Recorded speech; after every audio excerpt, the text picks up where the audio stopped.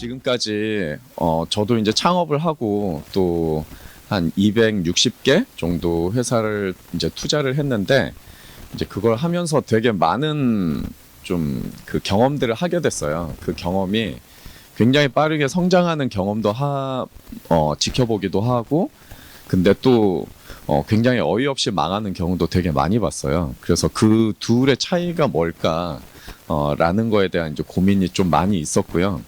오늘은 좀 그 고민들을 하면서 느꼈던 것들을 좀 설명을 드리려고 합니다. 메타인지는 그냥 쉽게 말하면 내가 뭘 알고 있고 내가 뭘 모르고 있는지 나의 상황을 좀 객관적으로 인지할 수 있는 능력이라 해요.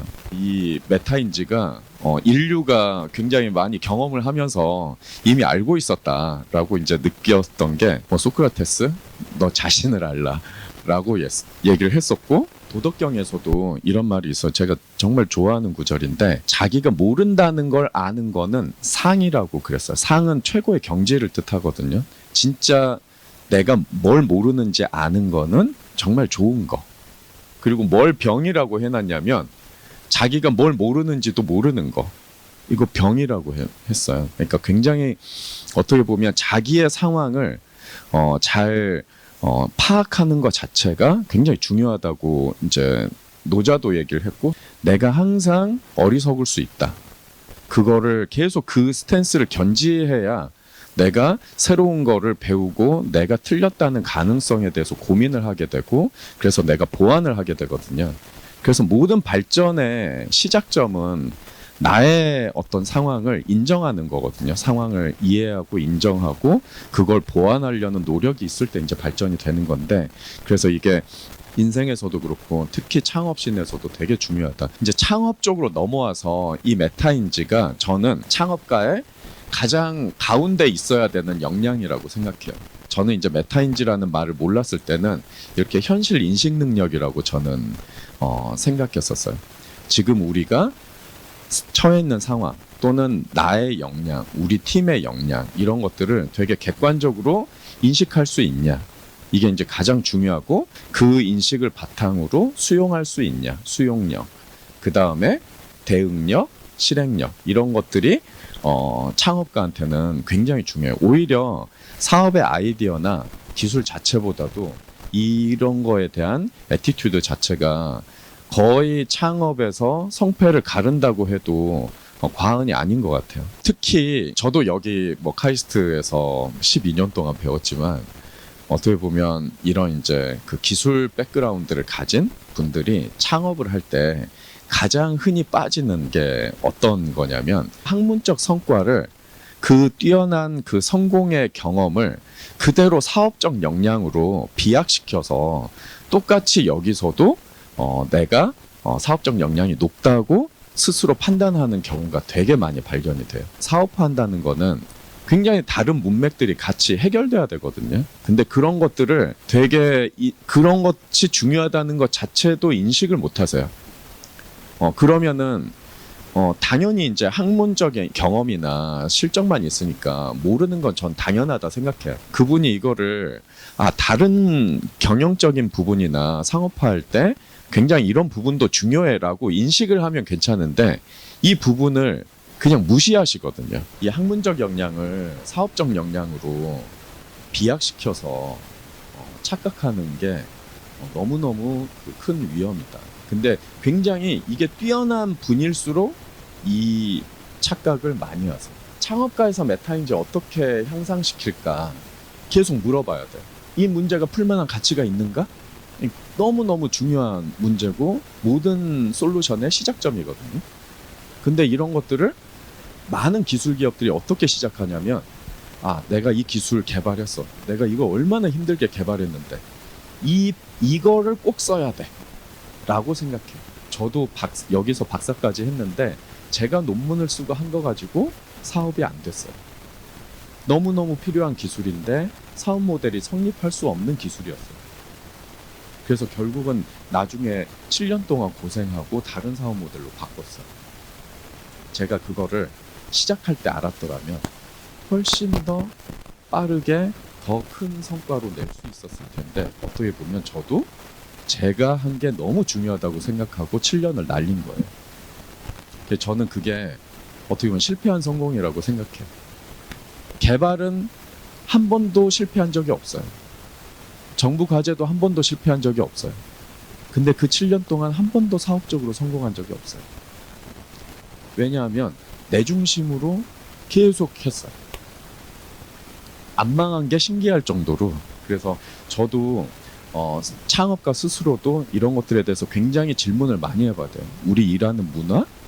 모든 것을 의심하고 다시 생각해 봐야 돼요. 그리고 그거에 대한 의견들을 굉장히 많이 들어야 돼요. 지금 바로 할 수 없어도 그런 얘기들은 계속 듣는 문화 자체가 되게 중요한 거예요.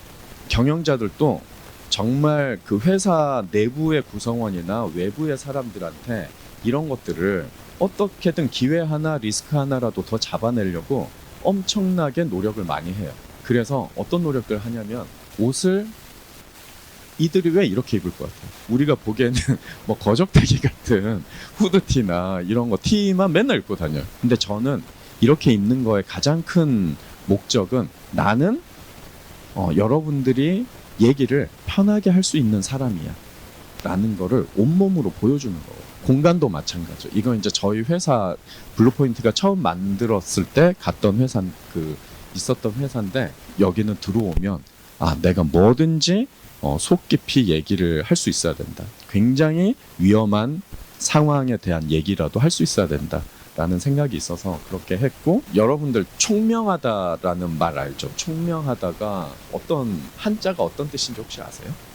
그 총자가 귀밝을 총이에요. 사람들은 보통 머리가 뛰어나다고 생각을 하는데 전혀 머리에 브레인의 얘기가 아니에요. 총명은 귀 밝을 청, 눈 밝을 명이거든요. 굉장히 잘 듣고 잘 보는 사람, 머리보다. 그게 어떻게 보면 메타인지하고도 저는 관련이 있다 생각해요. 스타트업의 생명은 굉장히 빠른 어떤 실행력, 기회나 리스크가 여기 있으니까 이건 피하고 이건 잡읍시다라는 거를 즉각적으로 굉장히 빠르게 소통하고 결정하고 실행하는 거가 가장 큰 경쟁력인데, 만약에 문화 자체가 또는 대표이사의 메타인지 자체가 그게 안 돼 있으면은 주변에서 오는 경고음이라든지 주변에서 주는 기회들을 다 그냥 놓치게 돼요. 제가 실패 유형을 좀 나눠봤어요. 그 창업가들의 실패 유형. 회사 역량에 대해서 과대평가하는 팀이 있어요. 정말 전형적으로 제일 많은 거예요. 우리 회사 너무 막 뛰어나, 기술도 너무 좋아. 실제보다 이렇게 과대평가하면 어떤 일이 벌어지냐면 많은 일들이 벌어지지만 사람이 안 와요. 여기는 90이 아직 안 돼 있는데 대표님은 90이 돼 있다고 10만 하면 된다고 하면 이 회사 가면 엄청 고생하겠다. 그리고 해도 인정을 못 받겠다. 왜냐면 대표는 다 돼 있다고 생각하니까 당연히 이제는 이런 데 안 하죠. 반대도 있어요. 과소평가. 우리 회사 아직 준비가 너무 안 돼 있어. 특히 그 개발자 테크 스타트업이 두 가지 유형인데 완전히 그 자신감이 하이를 치시는 분하고 자신감이 완전 바닥인 분이 있어요. 자신감이 바닥이라기보다는 스스로 되게 엄격해요. 내 기술은 아직 안 됐어. 좀 준비가 덜 됐어. 솔직히 그거를 인식하는 건 좋은데, 그러기 때문에 더 많은 사람들과 자본들을 가져와서 그걸 빨리 보완해야 되는데 그렇게 생각을 안 하고 우리는 아직 쪼렙이에요. 아직 이렇게 좀 내놓기 부끄러워요. 그걸 되게 스스로 그걸 극복하려고 노력을 많이 해요. 가상하기는 한데 그렇게 할 수가 없거든요. 사업 아이템이 항상 타임 투 마켓이고 기술도 아무리 좋아도 수명이 1, 2년밖에 안 돼요. 근데 그 시간을 스스로 그걸 극복해 보겠다고 되게 적은 인력, 서너 명 가지고 그걸 막 궁시궁시 이렇게 하고 있어요. 절대 하면 안 되는 거예요. 또 이런 인지 부조화가 많이 나타나는 게 기업 가치예요. 자, 우리 회사를 얼마의 가치에 투자를 받을까? 투자 시장에 컨센서스가 있어요. 근데 그런 거에 대한 경험이 없으니까 자기의 회사에 대한 욕심은 엄청나게 크고 지분 이석에 대한 어떤 그것도 잘못된 오해로, 경험으로 결국은 투자 유치에 난항을 겪게 돼요. 대부분 안 돼요. 이런 경우도 있어요. 우리가 제시하는 서비스 가치, 고객에 대한 서비스 가치를 착각해요. 이거 해주면 고객들이 좋아하겠지. 근데 실제로는 우리가 제공해주는 가치는 그냥 인위적으로 우리가 만든 거지 고객이 실제 원하는 가치가 아닌 경우도 정말 많아요. 이거 확인하는 작업을 진짜 치열하게 해야 되는데 많은 분들이 스티브 잡스처럼 생각해요. 아, 내가 만들어서 뿌렸더니 다 좋아하더라. 이런 일은 세상에 거의 없어요. 정리를 하자면 사업을 하는 거나 어떤 걸 할 때 실패가 두려워서 시작도 못하는 경우가 되게 많아요. 인생이라는 사업이라는 권투를 하는데 안 맞고 하겠다라고 말하는 거하고 똑같은 거예요. 게임의 룰은 많이 맞는 게 중요한 게 아니고 먼저 내가 안 쓰러지는 게 더 중요하잖아요. 그 실패는 어느 정도 저는 좀 받아들여야 된다고 생각해요. 그 실패 자체가 뭐 좋다 나쁘다를 떠나서 거기서 어떤 걸 얻었냐가 훨씬 더 중요해요. 저는 이 질문으로 강연을 마칠게요. 실패는 진짜 나쁜 건가? 예를 들면은 저희가 투자를 했는데 어떤 분이 엄청나게 크게 성장을 하고 성과를 냈어요. 그리고 저희도 투자 이익을 되게 많이 얻었어요. 근데 다시는 저기 투자하고 싶지 않다. 이런 회사도 있어요. 그럼 그분은 성공일까요? 어떤 분은 실패했어요. 진짜 대박 말아먹었어요. 근데 투자자들이 당신이 다시 창업하면 또 투자할게. 이러는 창업자가 되게 많아요. 그럼 이분은 진짜 실패한 건가? 어떻게 보면 그 긴 과정 중에 저는 하나가 의미를 단순하게 지울 수 없다고 생각해요. 그 과정 자체는.